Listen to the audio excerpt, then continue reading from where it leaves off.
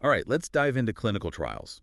Everyone's heard of them, but how many of us really know how they work? Like what goes on behind the scenes to uh, get a new drug from the lab to, well, to our medicine cabinet? Yeah, it can seem kind of like a black box. Right. So that's exactly what we're going to unpack today. We'll be talking about phase 1, 2, and 3 clinical trials and how they make sure that new medications are safe and that they actually work. It's really a journey with a series of very carefully planned steps. Each one has a very specific purpose. I like that, a journey. So where does this journey begin? It starts with phase 1 trials, also known as first in human studies. First in human. That sounds pretty intense. I mean, are these like brave volunteers or what? Well, they are kind of pioneers, you could say, a small group of volunteers. They're usually healthy individuals, and they're the first people to actually receive the drug. Wow. So what are researchers looking for at this stage? Safety. Safety is the primary focus of phase 1.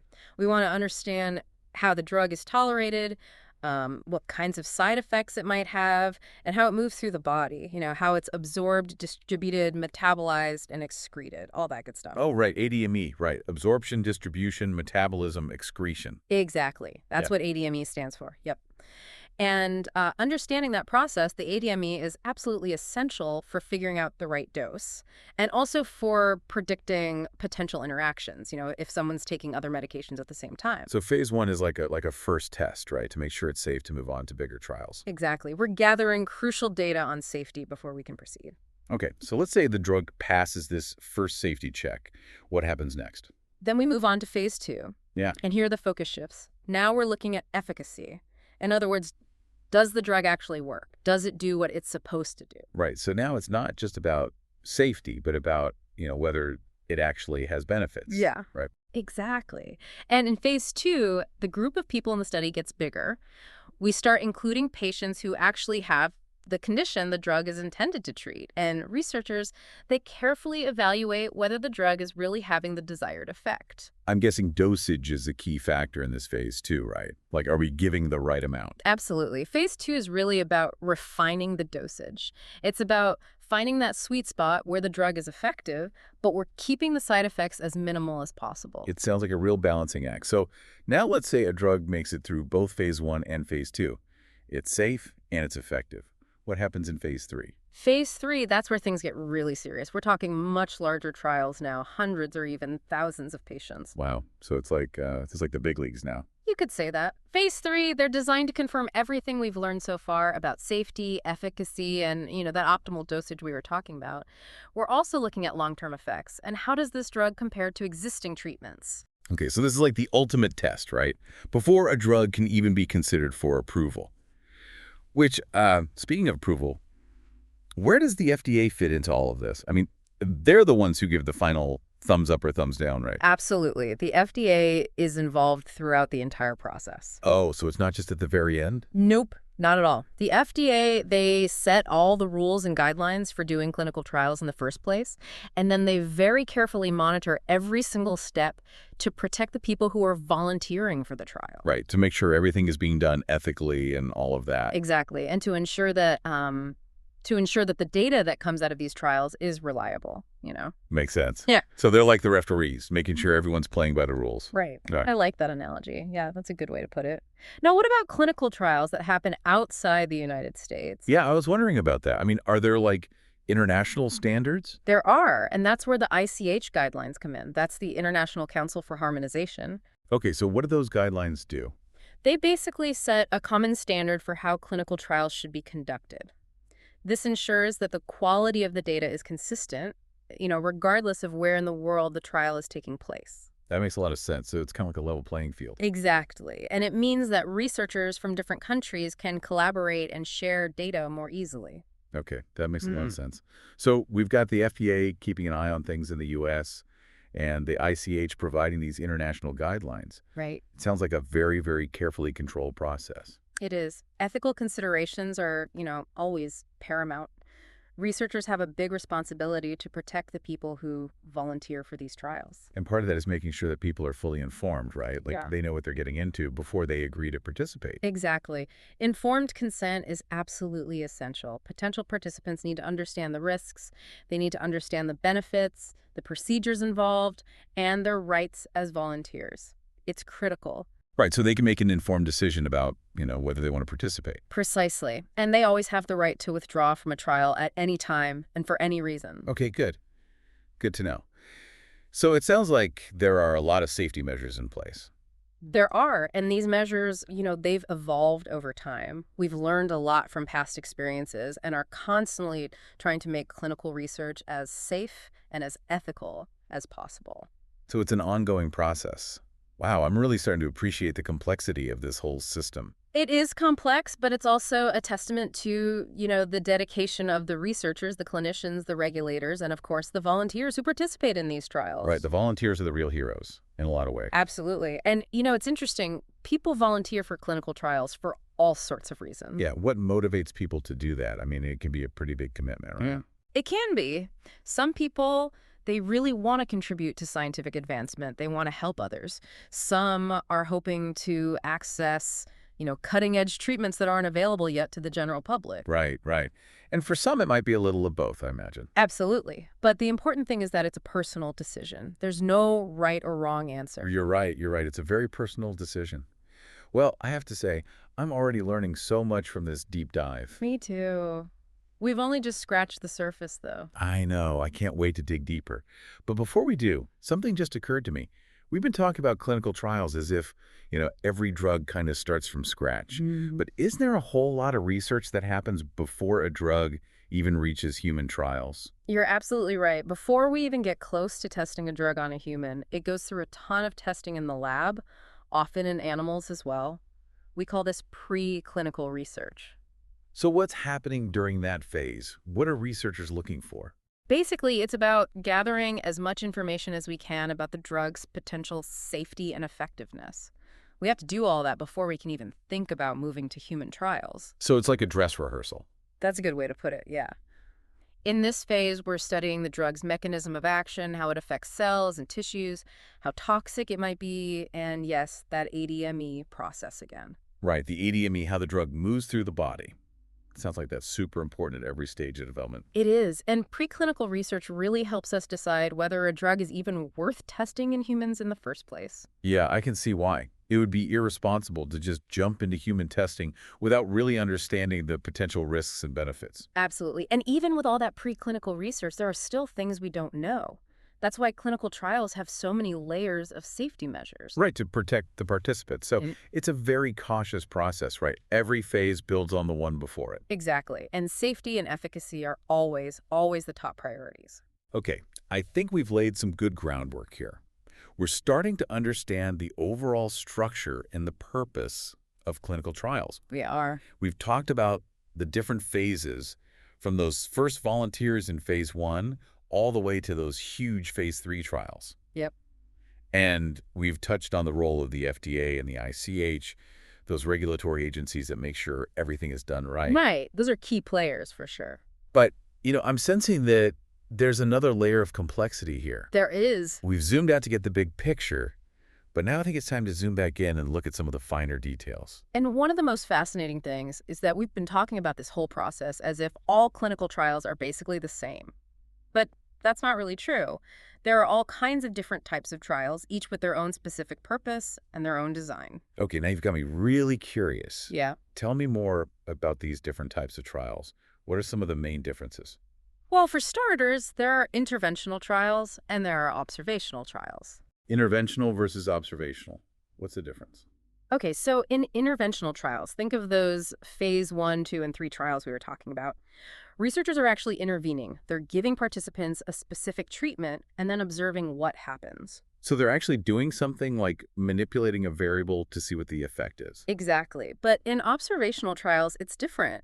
Researchers are just observing. They're not intervening at all. They might be following a group of people over time to see who develops a certain disease or how something like lifestyle choices affect health outcomes. Oh, so it's like watching a natural experiment unfold. That makes sense.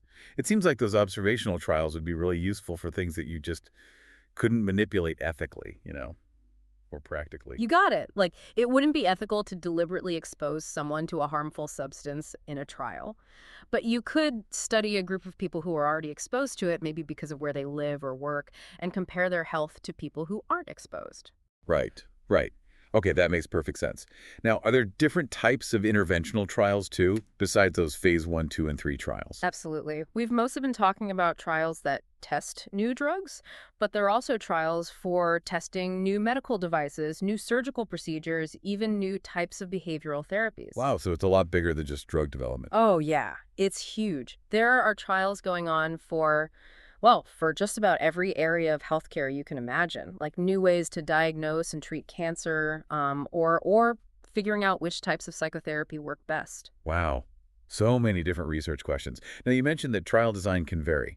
What are some of the things that researchers think about when they're designing a trial? One of the most important things is randomization. Randomization, that's just like Yeah. assigning people to different groups randomly, right? Like flipping a coin.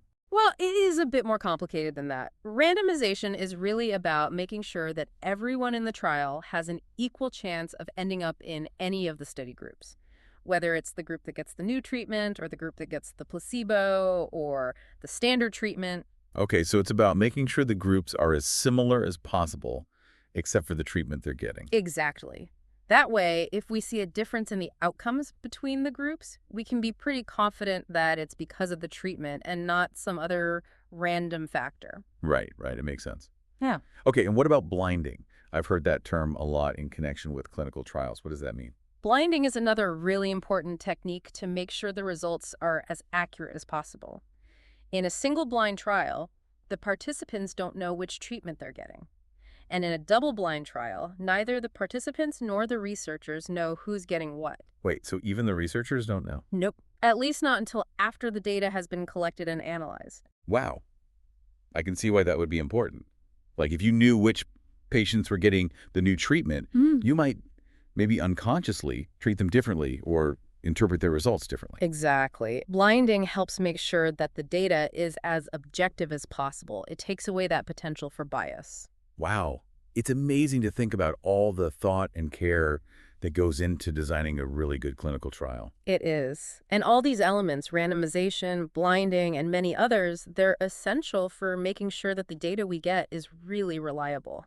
Okay, so we've got all these different types of trials, and we've got researchers using all these smart design strategies to make sure that the results are as accurate as possible. Yeah, But in the end, it all comes down to the data, right?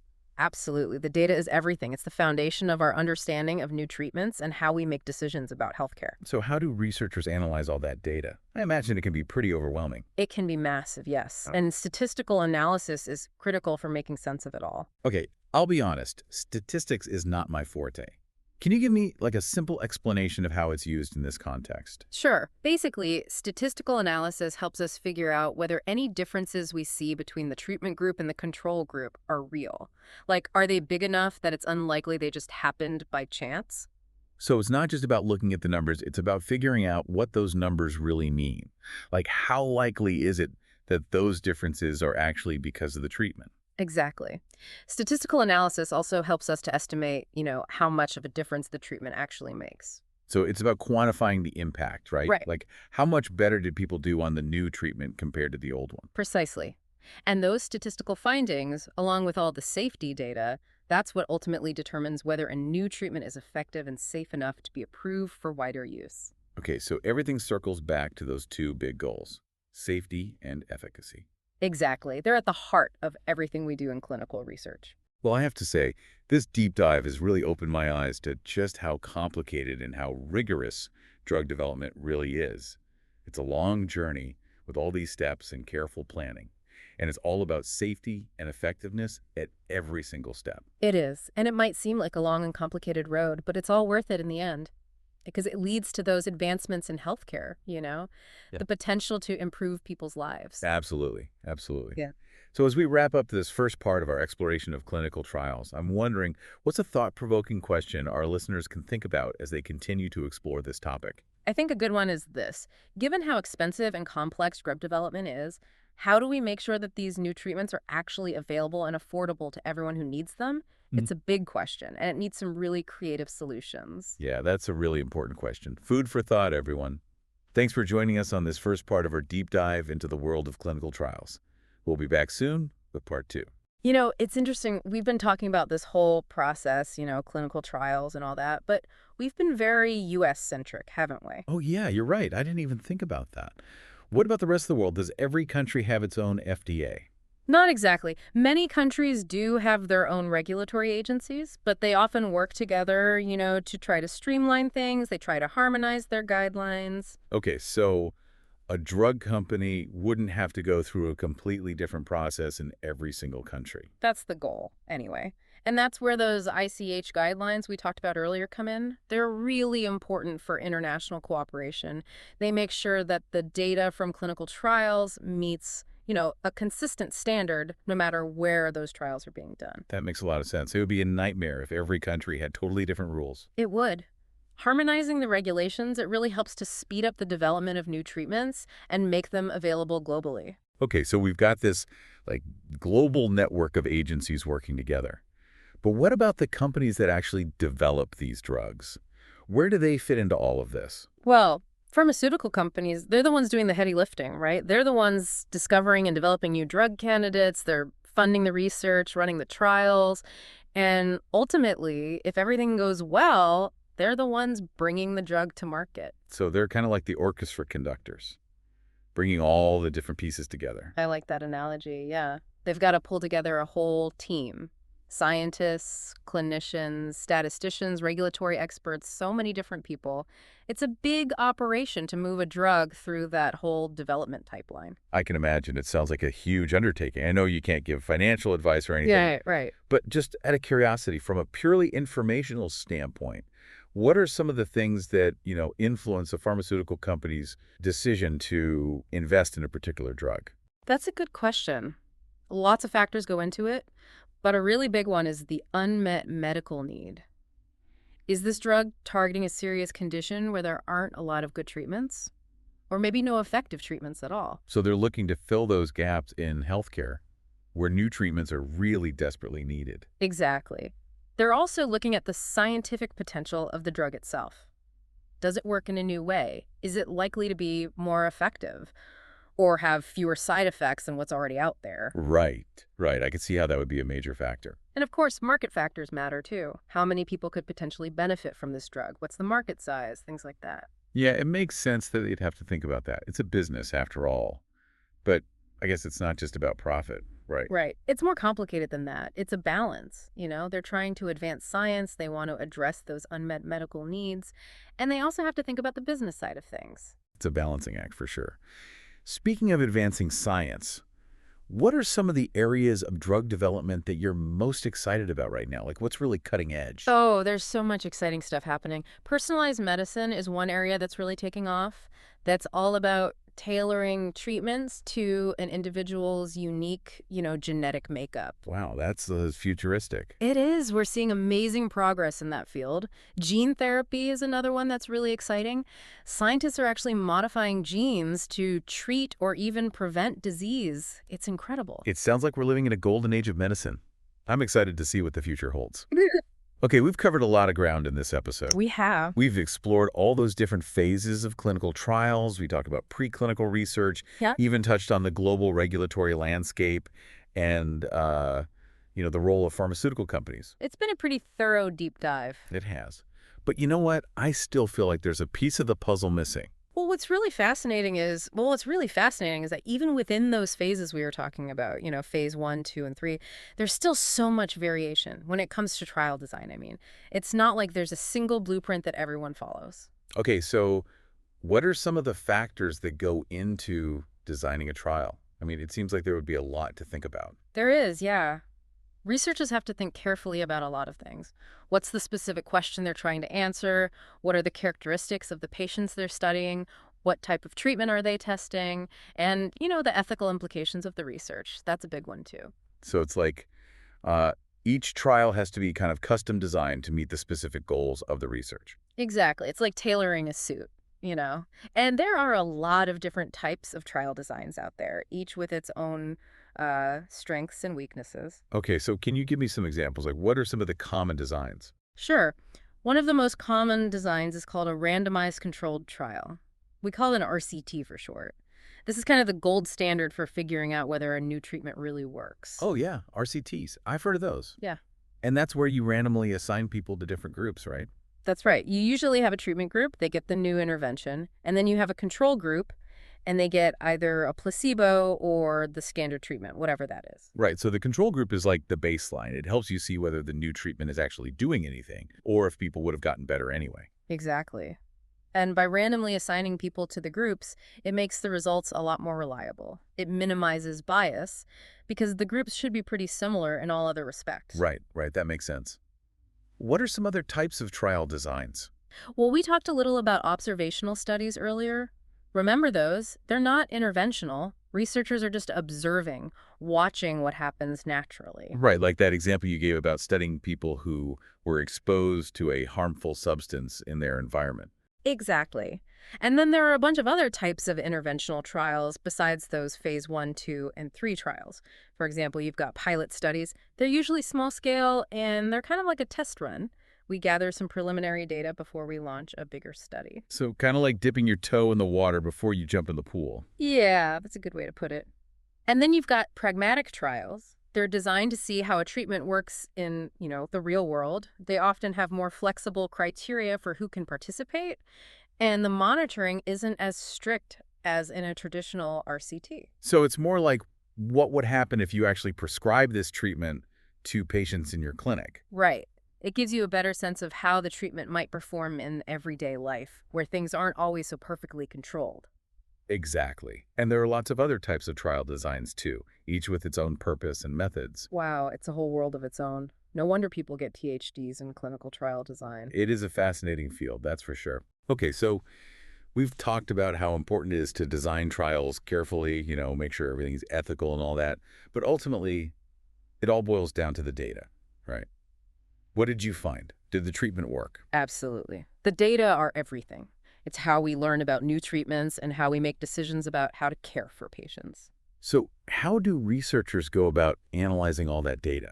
I imagine it's a ton of information to sift through. It can be huge, yeah. And statistics are super important here. They're what help us make sense of all that data. Full disclosure, statistics and I were not exactly best friends. Can you break it down for me? Like, how do statistics work in clinical trials? Sure. Basically, statistics help us figure out if the differences we see between, say, the treatment group and the control group, if those differences are meaningful. Like, is it unlikely that they just happen by chance? So it's not just about the numbers themselves, but about understanding the likelihood that those numbers reflect a real effect. Right. Exactly. And statistical analysis also helps us to, estimate the magnitude of the effect. Like, how much of a difference did the treatment actually make? Was it a big difference or a small difference? Okay, so it's about quantifying the impact of the treatment. Yes, precisely. And those statistical findings, along with all the safety data, that's what we use to decide whether a new treatment is effective and safe enough to be approved and, made available to patients. Right. So it all comes back to those two key things, safety and efficacy. Absolutely. Those are the two guiding principles of all clinical research. Well, this has been so insightful. I feel like I have a much better understanding now of how this whole process works from, that initial research in the lab all the way to a drug being approved and available to patients. Me too. It's a complicated journey, that's for sure, but it's so important. Absolutely. So before we wrap up, do you have a final thought-provoking question for our listeners? Something to keep them thinking about clinical trials. How about this? With all the amazing advances in technology that we're seeing, how do you think clinical trials are going to change in the future? What new challenges and opportunities might we face? Ooh, that's a good one. Lots to think about there. Well, thanks for joining us on this deep dive into the world of clinical trials. We've learned so much. Until next time, everyone, stay curious.